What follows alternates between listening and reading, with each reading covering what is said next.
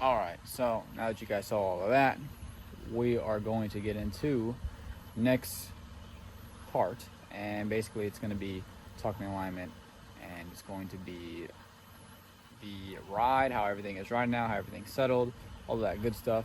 And then I also have a side note for my guys that have been watching and came here for the Z26 brakes. I just want to talk over those a little bit now because now I've driven them quite a bit. Check it out.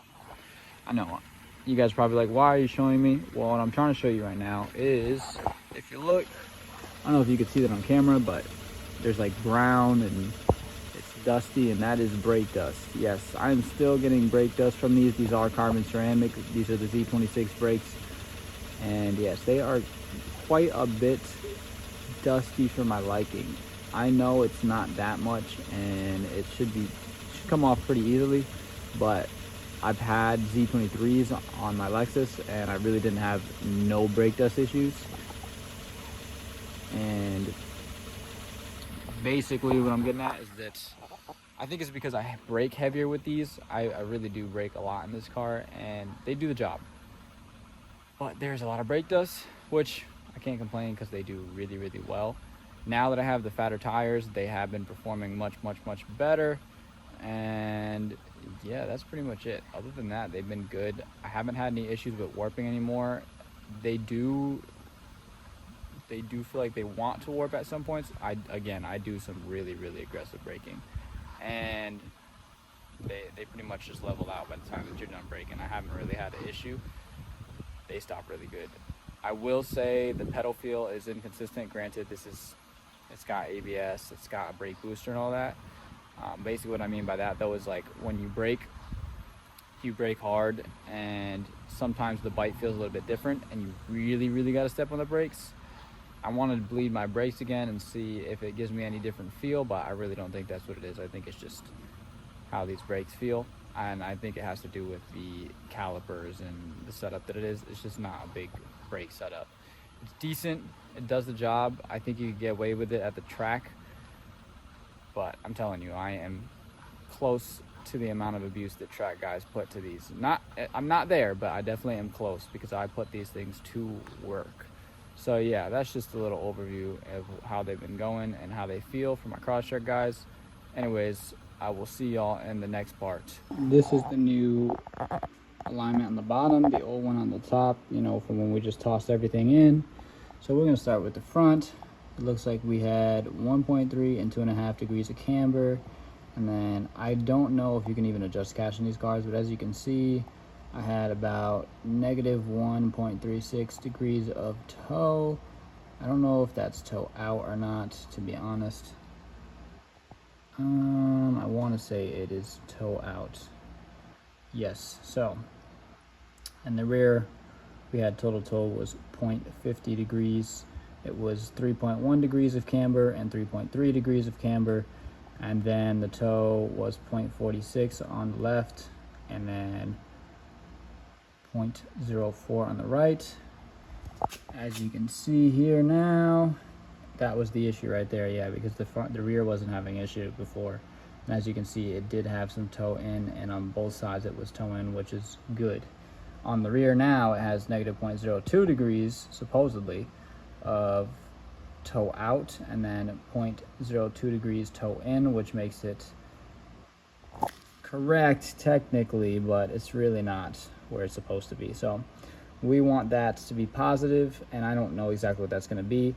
And I'm sure that that's what had that effect on the camber, because this toe was out. Because if you look here, the camber was pretty spot on before, and we had no issues. So I'm assuming that's what the issue is there. And then if you look over here, this is the new alignment for the front. I told him to try to get it as even as possible. I really wanted it to be very similar to the rear. So they gave me 3 degrees of camber and then 2.5 on this side to the best of their ability. Yes, I can get this dialed in as I keep going. And then obviously they got the toe right for the front. I am not having any issues in the toe. Maybe like 0.02 and over here would make it drive a little bit better. So I can have a little more toe, make it drive really straight. But back here it definitely needs toe in, and we definitely need to sort that out. And then hopefully we'll get that camber out. But yeah, you can even see it in the picture. This shows this one is a little out. And then up here, Yeah, and it looks like that. It looked like it was a little out. So yeah, that's where we're at.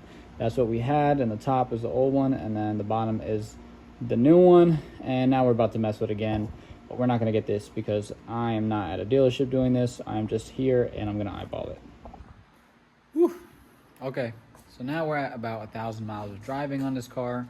I'm gonna give you an idea of what I think so far. How I feel about the coilovers. There's a couple different factors, but let's talk about it. So within the first week, these two corners here. So basically, just to give you some bro science. It's not bro science, but I'm gonna give you bro science because I'm not gonna give you the actual hard facts on it because I don't know it off the top of my head. But I'm gonna try to explain it to you, and if you get it, you get it. So you've got a corner balanced car. So if this one goes up more, that one will go lower. If you put that one up more, that one will go lower. But there becomes a certain point where they just have enough pressure where they both just raise it up, right? And when that happens, that means that these ones right here, which are balancing because they're teetering this way, right? Then these ones start to get picked up, and then eventually they won't touch as much. And if they have travel, then they'll go like this, which means they'll be extended. So when you hit bumps, they'll be compressed. So when you get off of bumps, they'll already be extended, so they can't extend anymore, which will make the car drive funny. So right now, that's what I'm experiencing. I had to raise the left driver's side because these were corner balancing, and the pressure made the front of this one go down a little bit. And then once I put that one up, it balanced it out of these three. Now the car is driving great between these three, but on that side, what you're about to see is going to be pretty obvious. It's sunk a lot. Now, I think this also has to do with the alignment. This isn't necessarily, the alignment isn't necessarily the reason that this happened, but it was toe out. So the way that the wheel was getting hit, I think it was pressuring it more. And then it was also making the car pull this way. So that's what I got to fix. Yes, that was the alignment from Subaru. So yes, technically they did it wrong. They were telling me that it was pulling to the left. It's because there was toe out in the rear. Now the car, or excuse me, there was toe out on the driver's side. There's not toe out on the rear. The rear is technically zeroed out. It's technically got a little bit of toe in, but this is an all-wheel drive car. So what happens is these two are, you know, all four, but the all-wheel drive system is deviating the power between the four. And when this one pulls, because it hits a bump, when you get more camber, it puts the toe in more. But because it's so towed out, it's just going toe out to toe out. And it pulls the car this way, which then makes the front shift, and it does a whole bunch of funky stuff. Now, if I'm driving towards the right, because the right is set up right, the right is set up correctly, it drives normally and it feels great. When I drive towards the left, it'll want to pull, or maybe it'll pull me back this way. It does a whole bunch of wonky stuff. So yes, I was wrong. Now, I was thinking, oh, maybe it's because I had the car so low and it got lower. No, because when you add camber, depending on where the toe adjustment is, so on this car, the toe adjustment is in the front, so the control arm is behind. So if you add more camber, which that means that you got to pull the arm out this way, then that would mean that if the toe arm's in the front, so this is where the control arm is, toe arm is over here, it would mean that when you add more camber, that you push it in, right? Because if this is the control arm and it goes out, when you add more camber, it's going to push it in. Now, when you hit a bump and you catch air, it's going to tow it out more, which is what's happening also. So when I'm getting up, which it's already super compressed, it's towing out more, and then when it starts to come back down, it's already towed out, and then it starts to compress and tow back in, but it's still towed out. So that's what I'm feeling right now. It feels wonky, and that's what I'm dealing with. I got to fix that. Yes, the coilover did settle quite a bit on this side. Y'all saw, I eyeballed them. They should be pretty close to each other, but unfortunately, just the way the car settles, the car is not in a perfect balance, I'm sure, especially with me being in the front. So now you got 150 pounds extra in the front, and then a whole bunch of other stuff that's all deviated over the car. This probably isn't a perfect balance from right to left, so that's probably why this one compressed more, as well as this stuff getting used to the weight in the front and those settling and then creating a different corner balance. So now we're going to adjust that and fix that.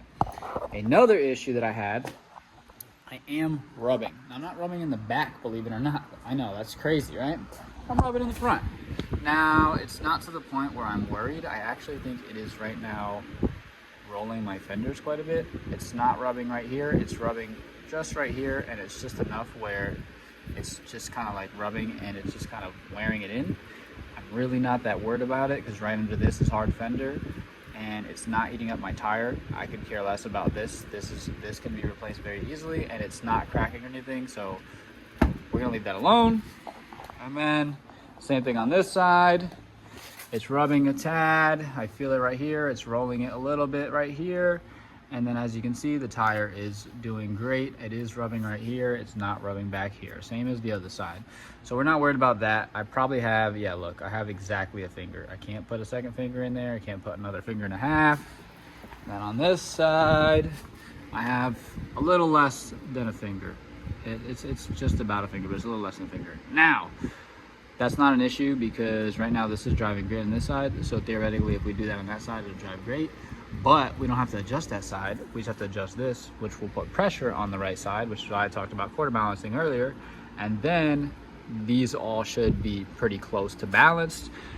And then I can fix that toe because as you can see, it's towing out a lot. Now, another thing that happened is my wheel bearing is starting to make noise. I just replaced this wheel bearing. No, the wheel bearing is not a bad wheel bearing. Look at what we're doing to the car. We dropped it super low. This one is taking the brunt of all the force because it's all compressed.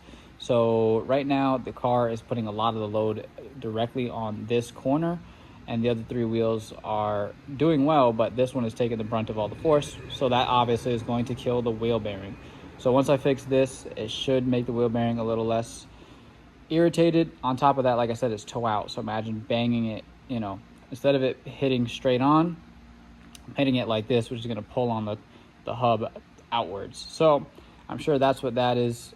It's not making a lot of noise, so I'm not even stressed about it. I'm gonna fix this, and then if it continues to make noise, then I'll replace it. If not, then we're gonna ride with it and see where it goes.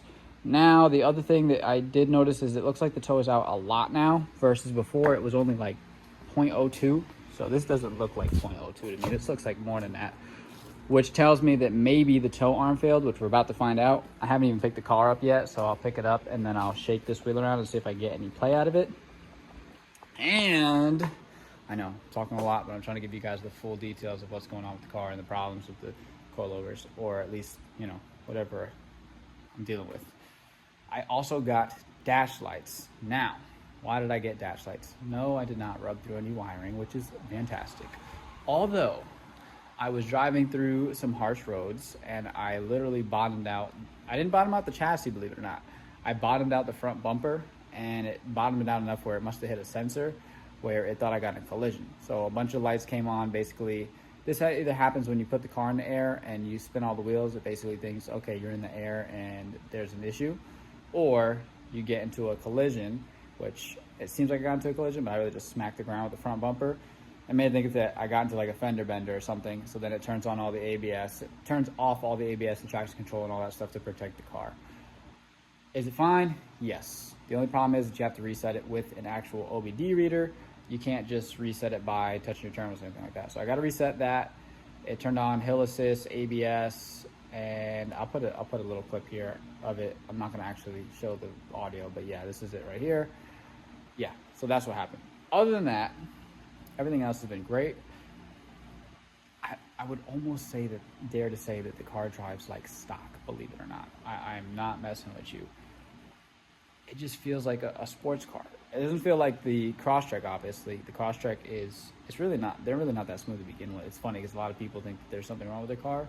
They're not that smooth to begin with. So it's more sporty. It's less stiff in the chassis, so to speak, or at least you feel less of the stiffness in the chassis, but you feel now the stiffness in the suspension. Before you would hit a bump and you feel the chassis kind of feel like wonky and like very stiff. Now you feel it, but unless you're hitting something extremely hard, you don't feel it in the chassis, you feel it in the suspension where it's supposed to be. So yeah, it feels great. I'm gonna do this, I'm gonna bang this out, and if I get any play or anything like that, I'll show you guys. If not, then I will tell you guys that everything is good to go and it just needed adjustment, and then we'll go from there. Well, let me get to work. Okay, I'll go zoomed in a second, but I checked for play. I don't feel anything. I'm about to check again just because I did kind of like not really a crazy check, but now I got on the jack stand so I can actually check it. It is pretty obvious how toe out it is. Now, basically what I'm gonna do is, and we're gonna zoom so you get a better idea.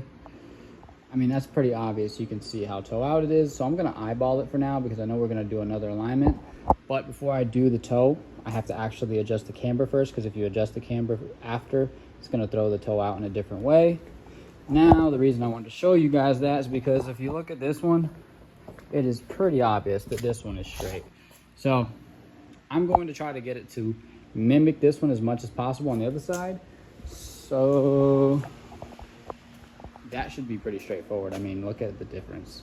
So we're gonna just get this straight and get this higher up so that everything is level, and then we should be good to go. With doing this too, when I'm heightening the actual coilover and making the wheel go lower to make the car higher, it should actually take some of that camber out, and it's gonna make the car also drive better. Yep, so you can already see the extreme wear on this side. Again, this is only 1,000 miles, but yeah, it chewed this tire up. So this tire is, I'm actually kind of disappointed. It's cooked.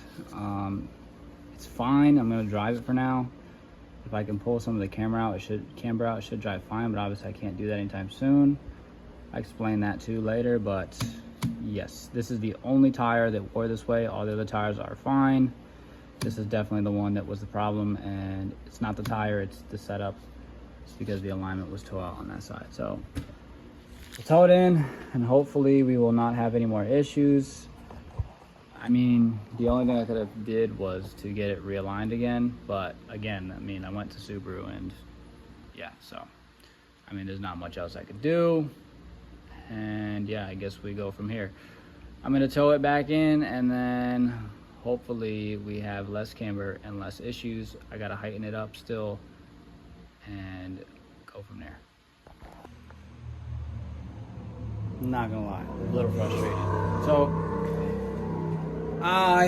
like I said, I have toe wear, which is, it is what it is.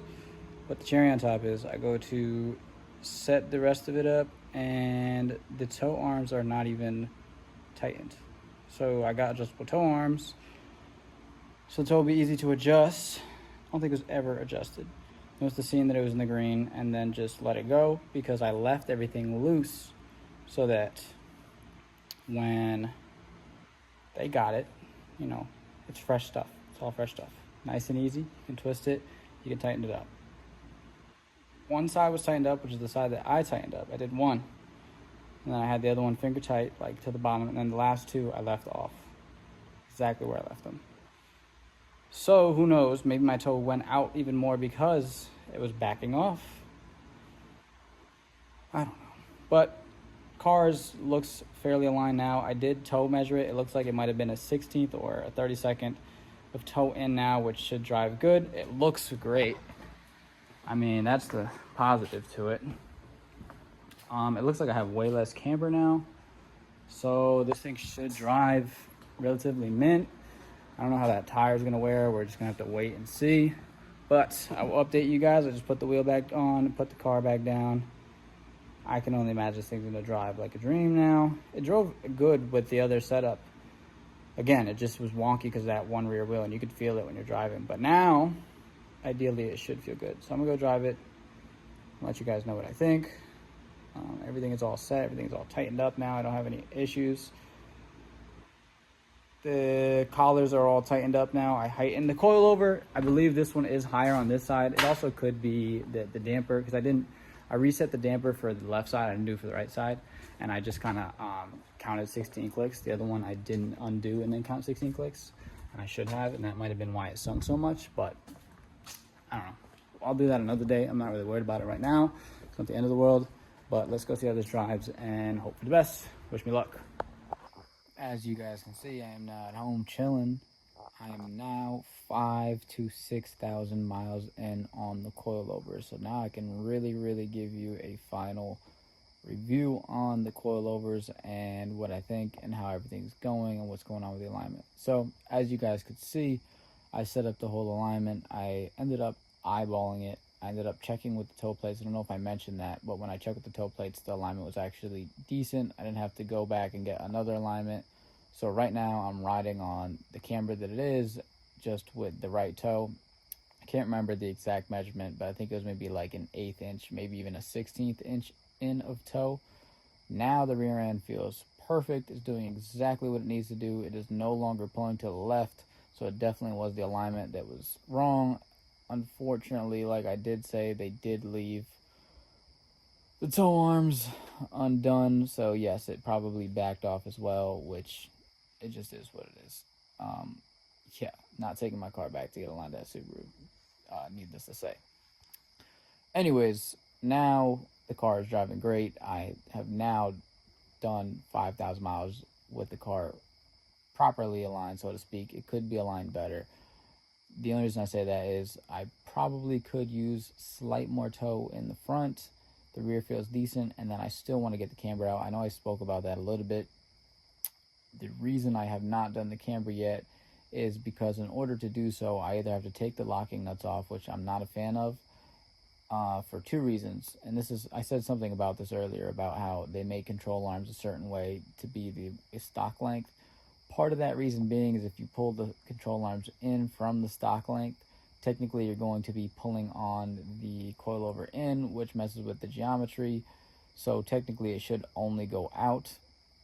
So with that being said, if you're consider doing what I'm going to do, and I'll explain what I'm going to do to get the camber out, you should probably do it this way versus taking off the locking nuts. I did get told from another Subaru guy who's actually very reputable, and he said that usually they just take the locking nuts off and bottom it out, and it's just fine. But personally, I'm going to do it this way because it should technically make more sense for the geometry. It's still going to mess with the upper control arm versus messing with the coilover. That I don't mind so much. But basically what I'm getting at is that instead of taking the adjustment out and making it shorter from the inside, where it's going to pull the coilover in and pull in the sway bar link, which is going to put more tension on the sway bar and link, I'm going to drill a new hole on the other end of the control arm. Now, do this at your own risk. This is not advice. This is just what I'm doing. This is what, if you want to do it, you can do it. Okay? I will tell you my experience. You can watch and learn from me. The reason my logic goes here is because, number one, you can get control arms that have adjustable camber bolts, which is essentially the same thing. They have a bigger slot in the end of the control arm, and then you can adjust the camber that way right from the knuckle versus coming in from the subframe. Now, on top of that, if I do it in from the end of the control arm, if I ever need to add camber back out, it'll be much easier to do so because the control arm is already bottomed out, so obviously it can go out for camber and go negative versus having to go more positive. So basically what I'll do is, on the control arm, you have the sway bar, the attachment to the subframe over here, my fingernail, and then where you see this joint where I can bend it, right, you'll have the sway bar end length, and then where you can see this joint bending, you'll have the coilover, and then where my knuckle is, you will have the knuckle. So what I'll do is I'll drill a hole closer in here for the knuckle to attach to the control arm. And basically what that's going to do is it's going to make the knuckle pull in this way to create more positive camber, which will then allow me to add back negative camber to get it perfect. How far in? I don't know. I don't know yet. We won't know until I actually do it. I know this is a long tangent, but this is really important. And this is what's going to help you and me get our camber right for our cross checks on these control arms. Mind you, these are $90 control arms, so that's why I don't mind drilling holes into them. As well as if you got other ones that are aftermarket, you still might have the same issue because we're just lowering the car so low. The only other answer would be to get upper control arms, which they don't make for these cars. Technically speaking, you can put Impreza control arms in there probably, and WRX control arms, I believe, upper control arms. The problem is that the Crosstrek is actually a different geometry, believe it or not, and they have different control arms, upper control arms. So on the Impreza and the WRX and all the sedans, they have a control arm that's more like this. And I know this is funky to do, but that's what it is. So it's like where my wrist is where the knuckle is, and then where my nails are is where the other joint goes to the actual subframe. Versus on the Crosstreks and the Foresters, they share upper control arms. They're just straight. And basically what this does is it creates a wider track width. I didn't know this. The Crosstrek actually has a wider track width than the Impreza's. Yes, it is the same chassis, but it has wider track width arms. So technically speaking, no, you should not use aftermarket up control arms from an Impreza or Rex. You should probably get the adjustability out of the lower control arm. Yes, again, I know it's a lot of information, but this is important. Now, with all of that being said, back to what I was talking about with dealing with the coilovers and everything like that, because this all has to do with, I'm going to get back to it, the tires and how they're wearing. The coilovers are doing fantastic. I have had no issues with the coilovers. I have yet to check them, and what I mean by check them is check if they're leaking or anything like that. I don't think they're leaking. I'm just letting you guys know I haven't visually looked at them. The reason I don't think, and I'm assuming they're not leaking, is because they are performing amazingly. I don't feel like any harsh stiffness or anything like that. I feel like I could go softer, and there's other things I want to talk about with that afterwards. I'll try not to go off on another tangent. I'm going to, but I'm trying not to go off on another tangent right this second. But the coilovers themselves are performing amazingly. I am now done 5,000 miles. I drive highway miles. I drive back road miles. I will say that in the front, it's still a bit too soft for really, really, really aggressive back roads. As far as highway driving, and I'm talking about aggressive highway driving, I have no issues with bottoming out. The car is fairly low in terms of the tire to the fender. I probably have a finger still, and I guess that would be like a centimeter and change, so probably like 12 to 13 millimeters, maybe like I said, 10 millimeters in between the tire and the fender. As far as gap, granted, I do have 3 degrees of camber in the front, which helps the clearance for the front fender. That's subject to change because we do want to get the camber out, and that's going to definitely make it rub more. Although, as far as performance, the coilovers perform amazingly. Like I said, I do bottom out a little bit, and basically what I mean by bottom out, I don't mean it's the actual chassis, it's literally just the front bumper. It does scrape a little bit. It's not anything extreme. I actually felt the bottom of the bumper. Bottom bumper feels fine. It's not like any aggressive scraping. With that being said, the car is very, very, very, very dailyable. I telling you, like I said, every day for work I do 200 miles there and back. And again, highway, back roads, everything. Back road wise, I do feel like I'd have to make it a little bit stiffer. Now, this is where I'm going to go off on the tangent about the coilover and why I don't necessarily have to go a little bit stiffer. What you could do, and this will also probably make the geometry work better on the control arms and the coilover, etc., etc., is, and this is what I should have done. I just don't have, a second car that I feel like commuting in over 200 miles. I have the Lexus, but I really don't feel like commuting 200 miles in that car. It's still loud, and it's just extra. What I should have done, and what I wish I would have done, is use the old rims and tires because I knew they were choppy, right? And put the coilover up as much as possible so that the car ride was as high as possible. And the reason for this being is to allow the coilovers to get their full stroke and really get them to settle, and then actually put them at their softest setting so that the coilover could really, really, really completely settle on the spring and the damper. And then from there, I would have lowered it with the new rims and tires and got it really dialed. And then I could also tighten them. And what I mean by tighten is make the suspension stiffer to make it perform better and still get the most travel out of the coilover so that it will be in the right geometry, and the wheel will also want to extend more versus doing it the way I did it. It's shortened, and it's not necessarily getting its full extension, which means that you're not getting full travel, which means that you're losing drivability and performance.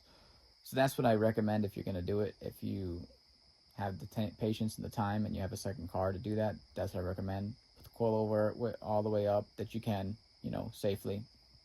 And then put the dampers on all the way soft. Let the whole car really settle in on the crappy tires so that, you don't chew up your nice tires. And then from there, lower it down, get it where you want it, and then adjust the adjustability to see where you want it and go from there. Which you could even set the dampers right while they're still high, and then as you lower it, you know, if you need to go a little bit stiffer, you can do that too. Overall, coilovers are amazing. I haven't even put on the neoprenes yet because the weather hasn't been that crazy. It's still warm in where I'm at, and we have had a lot of rain, and so I do want to check that out and see how they wore as far as those. The camber wear, and again, this has nothing to do with the coilovers, this has to do with the control arms and stuff like that. I am getting aggressive camber wear. I did show you guys how I got a lot of toe wear, and the toe wear was from the toe, but there is also a lot of camber wear still. So if you look at the tire, basically the tires, you know, let's say that it's flat, it's probably like, and this is probably only like, I would say 2.5 inches of the tire that's like that, has camber wear.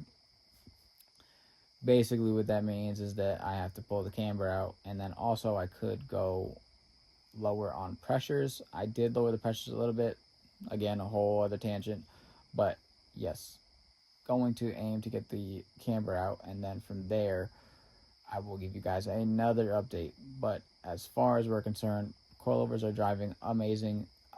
$90 for those Megan Racing coilover control arms, totally worth it. Only thing, like I said, I would drill holes in them if you're going to dump the car. And yeah, that's pretty much it. Drivability, again, it's amazing. I can't believe it. It drives like a stock sports car, so to speak. I've driven the Rex, and it feels very similar to the Rex. Bumps are a little bit more harsh if you hit them with a lot of speed. Other than that, it feels like a daily car. I've driven my brother in it. I've driven my cousin in it. I've driven Carlito in it. I've driven a decent amount of people in it, and they say it drives just like any other sedan. My cousin even compared it. He said it drives even smoother than his wife's Honda Accord. So to give you guys an idea of what it feels like. So yeah, I mean, ISC, 2 thumbs up. My other hand is on the phone, so I can't show you that, but definitely 2 thumbs up. Amazing product. Definitely would buy again, and definitely considering if I get another Lexus to put some ISC coilovers on there because I love them. The pillow ball is what it's called on the mount. I feel a difference. I don't really know. Oh, that was another thing too. The corner balancing is settled in now. The car feels like amazing. It doesn't feel like it's teeter-tottering on either or with the coilovers. Yeah, I only have good things to say about the coilovers. They're amazing. Control arms are doing good, and yeah, car is doing amazing. Tires are really good. Car feels completely different. Drives like a sports car. I mean, I can take turns really tight now, especially because I got the fatter tire. The car still wants to oversteer sometimes, which is good. That's what I want it to do. I am going to try to get more grip out of it because I do feel like I could get more grip out of the rear. But again, that has to do with me lowering the pressures and etc. etc. Anyways, without further ado, I'm going to give you guys a bunch of B-roll of the car. I haven't got any rollers yet. I will try to get some rollers for you guys. And I will see y'all when I see y'all. Next will probably be like headlights. I have a grill coming. Bunch of little stuff, and getting those control arms drilled so that I can get that camber right. Peace out, and I hope you guys enjoyed. See y'all when I see y'all.